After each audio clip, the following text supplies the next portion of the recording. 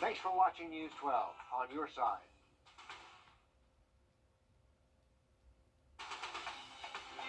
Live from Augusta, you're watching News 12 at 6 o'clock. Tonight, a family searching for answers after a deadly shooting in Barnwell took the life of a young mother and her unborn baby. I just want them to find who did it. 21-year-old Jasmine Roach was planning the rest of her life and looking to bring her baby girl into the world. Now her family is trying to navigate the tough loss of not only their daughter, but the granddaughter they never got the chance to meet. Allie Turner shares their story. Just feel bad not being able to hear from her, and then she'll just pop up at my house. And now I can't get in no more. Shauna Merritt says her sister was funny, spoiled, and a homebody with a sweet tooth. We used to eat, ride, and travel. She used to call me all the time, let's go to Crumble Cookie. Even though there is a 16-year age gap between the two, Shauna says they hardly ever spend a day apart. That was my best friend. We did everything together. But when Jasmine walked out of her home 5 days ago for a get-together, she didn't know it would be their last time together. She made us a little group on Messenger with me, her, and my mom, called the Slow Trio. She always had jokes. The last message we got from my sister was around 11:30. Reports from Barnwell law enforcement showed that less than an hour later, someone opened fire at the gathering Jasmine was at. Shots rang out, hitting 7 people, killing Jasmine and her unborn baby girl, Kinsley Dior. I was just waiting for her to be running through this house. Now she won't be running, but she's running up there. Her mother says the only way they're making it through is faith. If I break down, I don't think nothing will really get done. So I push myself up and ask God to give me the strength. Never resting until justice is served for Jasmine and Kinsley. I'm not going to give up on my sister. I want to find out who did this. They need to pay for what they did. Allie Turner reporting for us there. Now, this, of course, is still an active, open investigation, and it's been turned over to SLED. There is a $5,000 reward for any information that will lead to an arrest.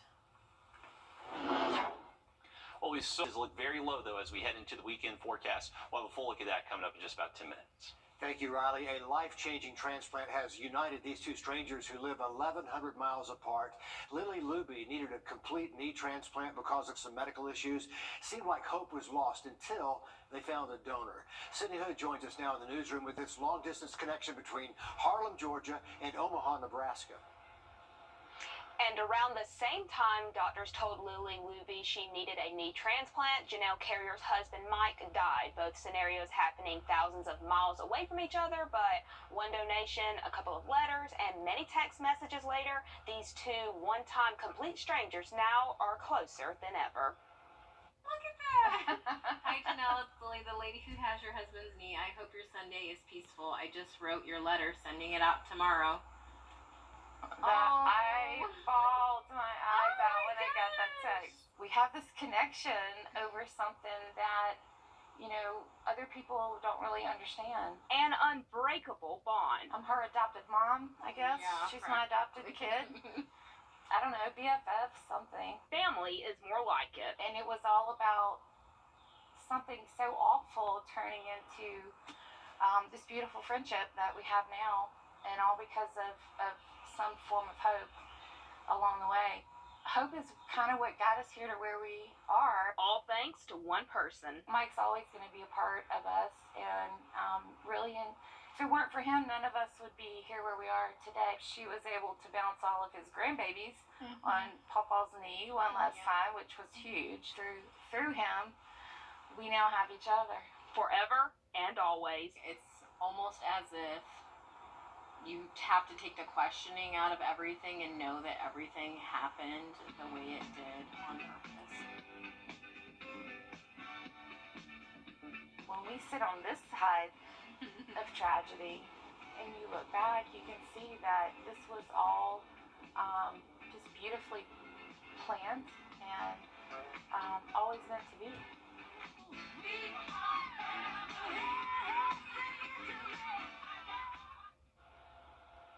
And talking with these two earlier, you would think that they've been in each other's lives since the very beginning. They are proof that something so beautiful can come out of something so bad. The way that they put it was this: it's something that was never meant to be, but it's brought them to a place they are absolutely grateful for. And a great reminder of the importance of becoming an organ donor. What a great story that is, and a new friendship there. And yeah, they're family now. Sydney, thank you. Okay, from opera to gospel, students at Augusta University sharing their talents today.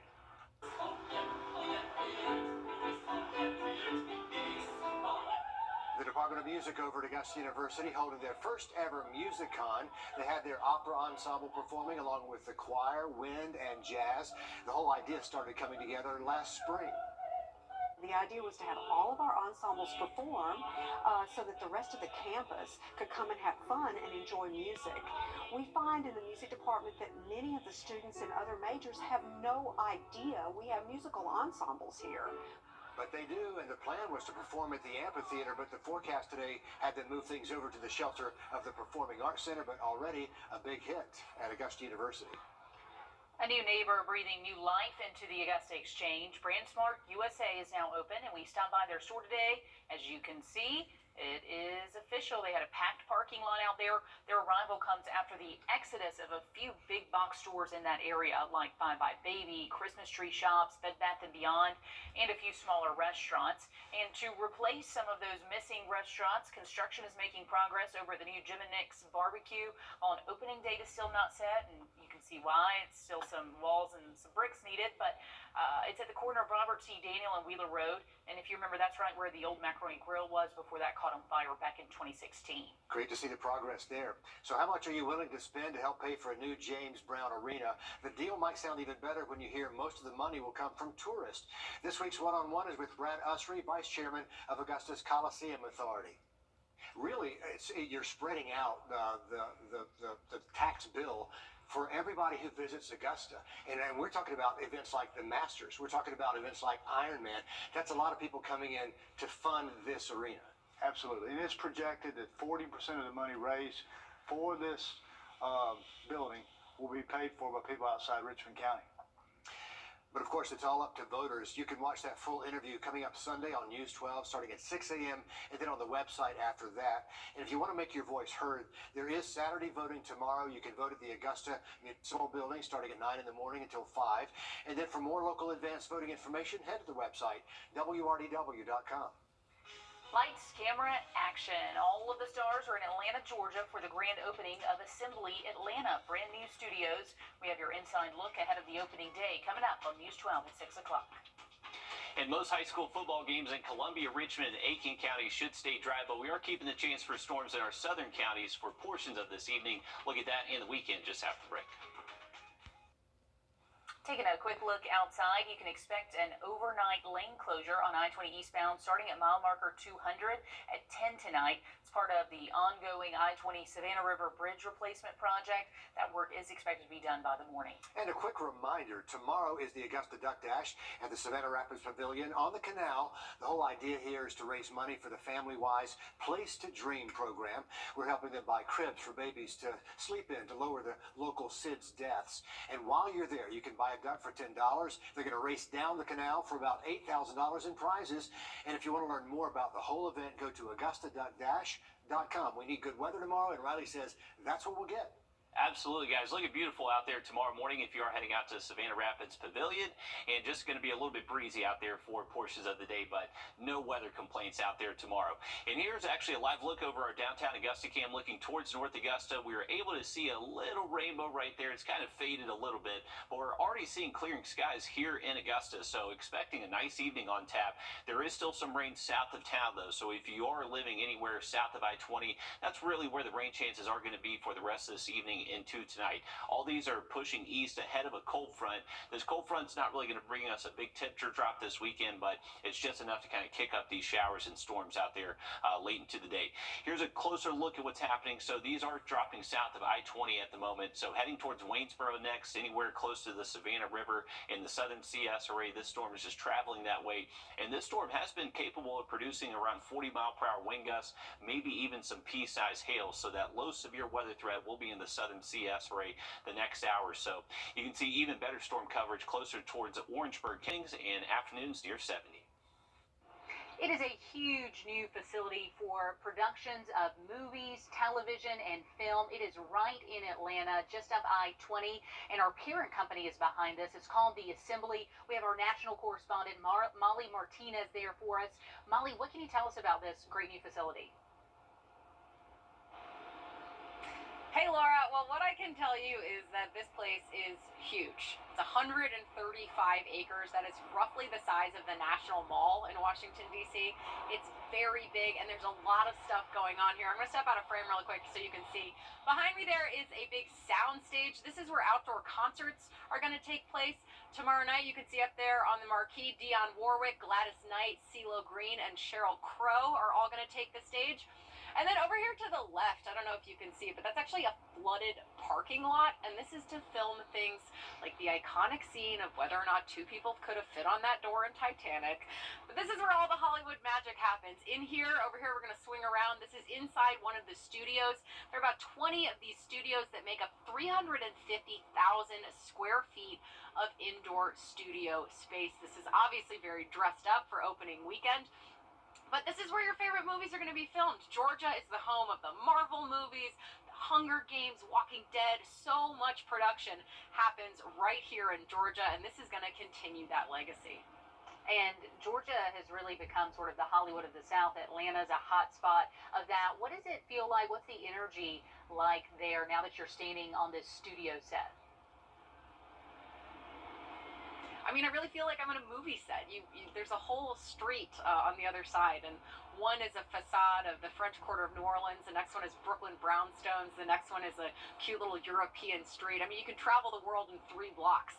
And when you watch a movie, you're transported through their storytelling. But a lot of times, those movies are filmed in one central location, like Assembly Atlanta. So it's so cool being here behind the scenes, seeing how the magic is made, and knowing that future shows are going to come here. NBC Universal has already said that they're going to start filming some of their Peacock original content here. Apple TV is already in the works. So this space is definitely going to be used to create the content that we consume. Incredible. We look forward to seeing the next blockbuster filmed there. Thanks for showing us around. Molly Martinez in Atlanta, Georgia. And we're streaming the red carpet event from 6 to 7:30. If you'd like to see some of those stars, that's tomorrow on My 12. Looking forward to it. To sports with region championships and playoff seeding on the line, the stage is set for a big night of high school football action. Dan joins us next with our Under the Lights coverage when we come back. On your sideline, sports brought to you by the Hawk Law Group. Every single game on the gridiron this week will heavily influence region championships and playoff seeding across the 2-state. Tonight in South Carolina, we have a massive showdown between 2 top 10 teams from the same region, with Strom-Thurmond going head-to-head with Silver Bluff.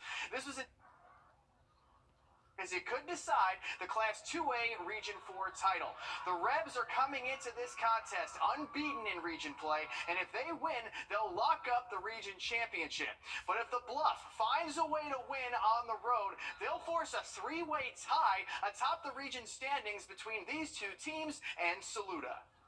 I think this one right here is definitely, great recipe for a really, really good football game. And Strom-Thurmond has done, and their coaching staff has done a fantastic job. There's definitely a lot of things that they do very, very well, but there's some things that we've done very well as well. I don't know if there will be another football game in the state of South Carolina that you go watch tonight where there's 4 Shrine Bowlers, probably 80-plus Division I offers on the field. And it's 2 small communities, in the CSRA that love football. Both of these teams are absolutely loaded with talent, and you can bet we'll have a full breakdown tonight at 11. Now, with every undefeated team, or every win on the field, rather, the undefeated Midland Valley Mustangs make school history. News 12's Nick Veland caught up with head coach Earl Chapman ahead of tonight's game against South Aiken in the Valley. Soon, fans will be making their way into the Valley, and they'll be out in full force tonight, like they have all season long, as Midland Valley looks to remain undefeated. South Aiken's run-heavy offense will stand in their way. Head coach Earl Chapman with Midland Valley says that their defense will have to contain if they want to win tonight. The Mustangs on offense love to run the ball too. Chapman said that they might look to throw the ball a little more too, but rain could be a factor in that one.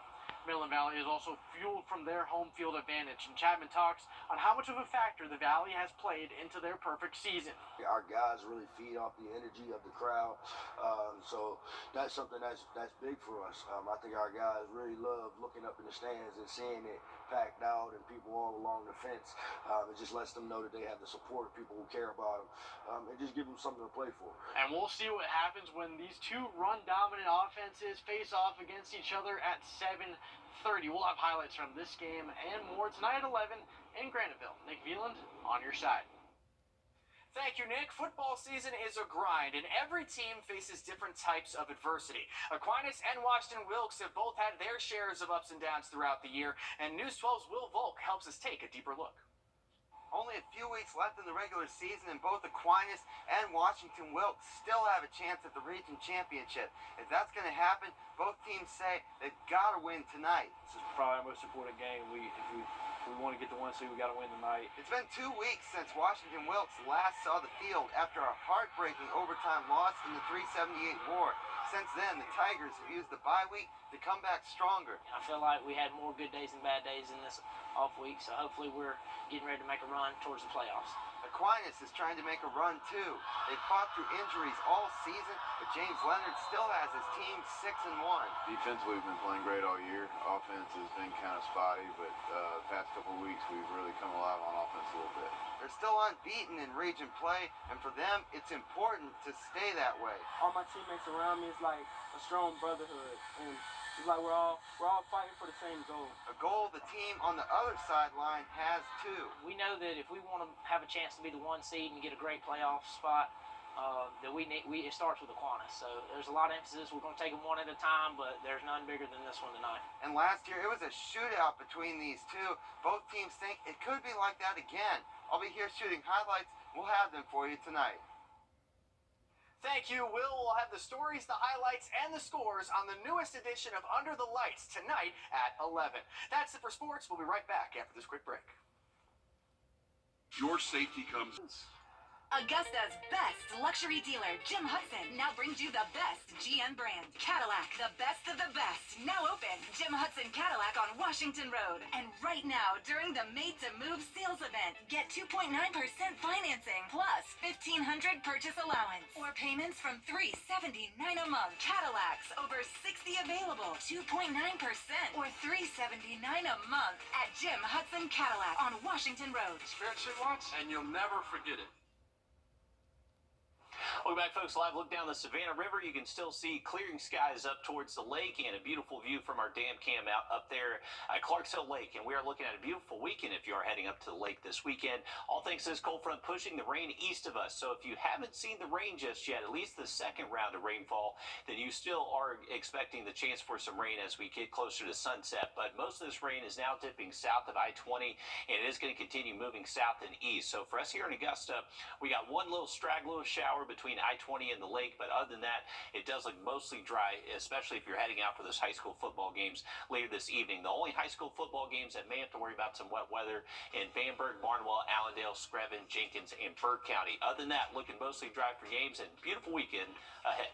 Our next live update comes at 7 o'clock on NBC 26. Then we're back for More News 12 and Under the Lights coverage at 11. We'll see you.